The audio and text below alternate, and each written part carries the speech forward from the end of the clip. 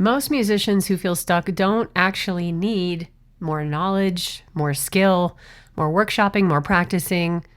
They need a different relationship to what they already know. Because what you already know is often enough. You are enough. Now, this can create endless loops when we get stuck in the idea that we need another YouTube lesson, another private lesson, a different teacher, more courses. And we tend to get really excited about the taking on process, about the adrenaline and the drive and the excitement that go along with something new, something shiny. You learn a new chord, you learn a new concept, and you can't wait to try it out.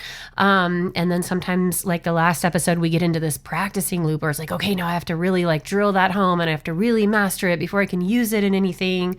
And then we learn something new and then we over practice it. And then there's this endless loop of learning new things, over practicing them, and then what happens creatively for us.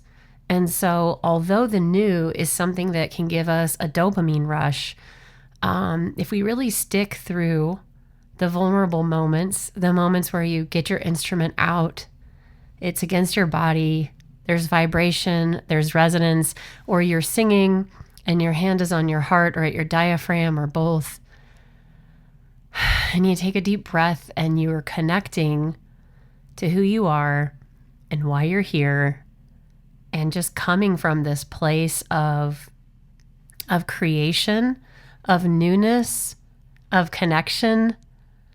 That kind of exploration with what we quote unquote know or have been trained in or able to do or is a skill is completely different relationship.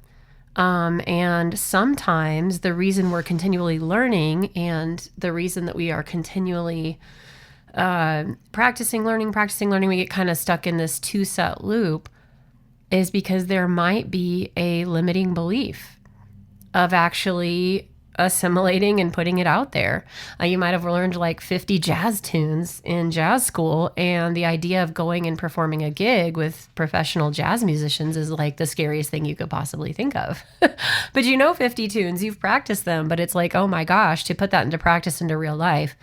And what I love about that experiment, whether it's playing the piano or singing or writing your own song or performing your first jazz gig, the experiment of putting it into the lab, outside in the real world, in public or with others, in a communal sense, in an integrative sense. What is beautiful about that is you find out so quickly what is meaningful to you and what is not, what feels uncomfortable, what feels juicy and delicious and you want to do it forever, and what feels oh no.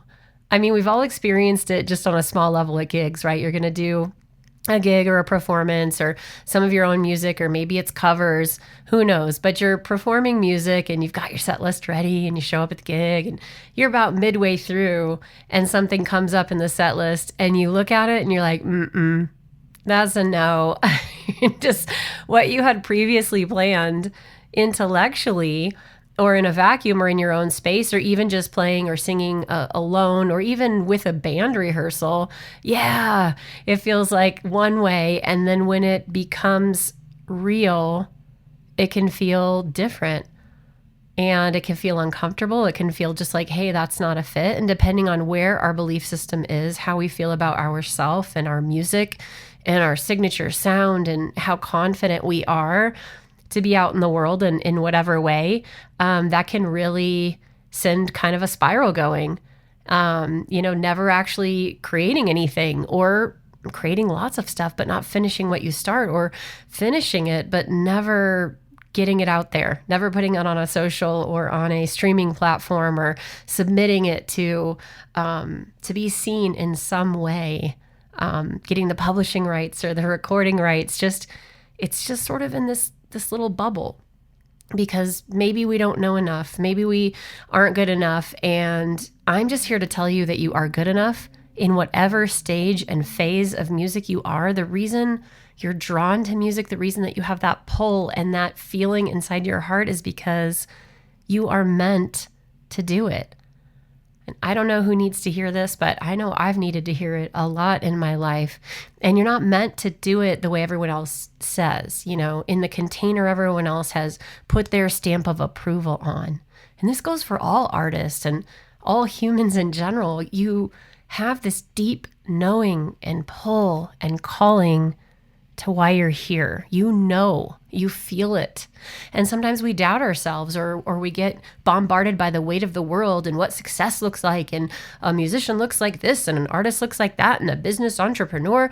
And we get overwhelmed and clouded with all of these external factors and all of these things in the world that have nothing to do with our art or our music or our business. And it results in this lack of trust. And that trust can only come from within. So whatever stage you're at, whatever you're working with right now, you are enough. You know enough. You have enough. I don't care if you can only play 3 chords on the guitar, or you just learned your open strings on the violin, or you've never had vocal training and you like to sing.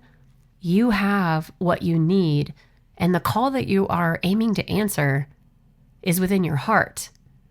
If we haven't met yet, I'm EP Archer. This is Music Rebels Rising, where serious musicians break out of old patterns and finally create music that feels like them.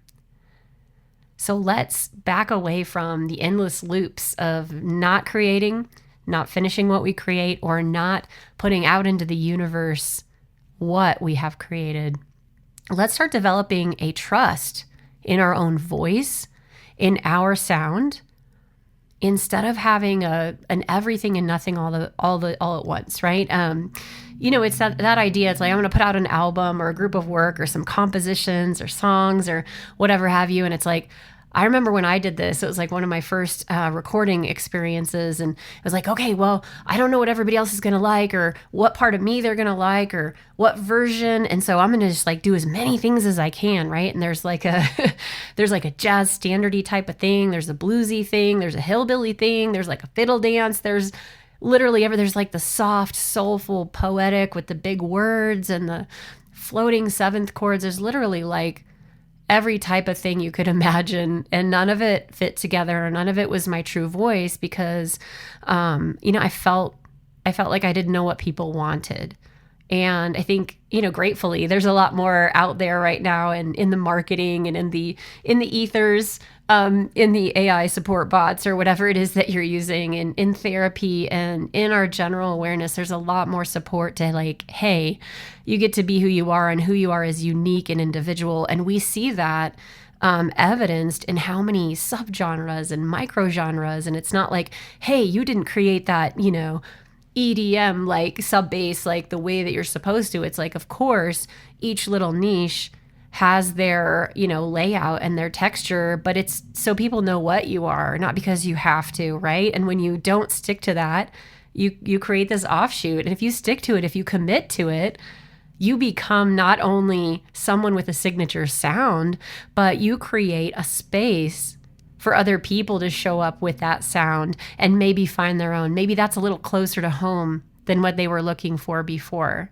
And so that develops trust in your voice instead of being everything and nothing all at once. If you try to be too many things, you're actually nothing. Just be who you are. And if you don't know yet, dang, just like have fun, experiment.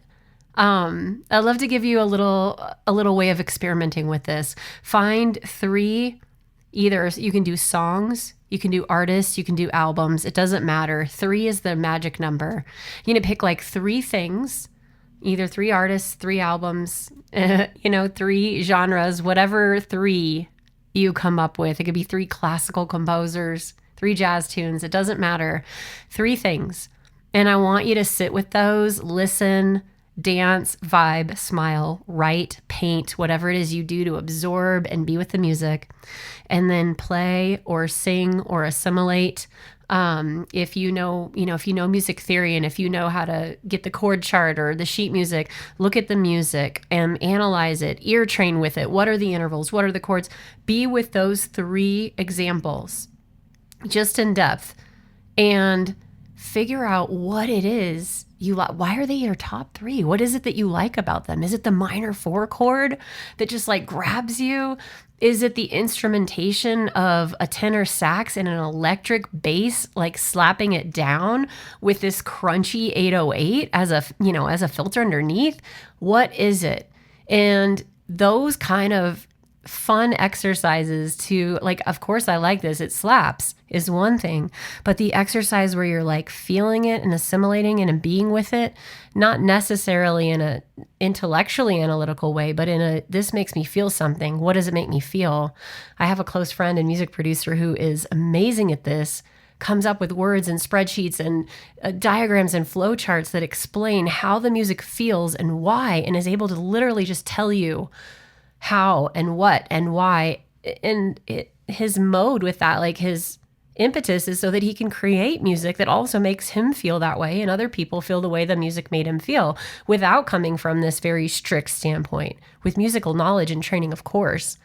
But the core of it is that trust in sound, in a voice, in feeling, and in emotion. Try that out. See how it feels. Just remember, you are already capable. You already know enough. You just haven't been shown how to use it. You're not blocked because you don't know enough. You're blocked because you don't trust what you already know. Trust what you know. Trust who you are. It's beautiful. We want to see it. It's meant to be. If you're ready for your music, your sound, and your next step, join the revolution.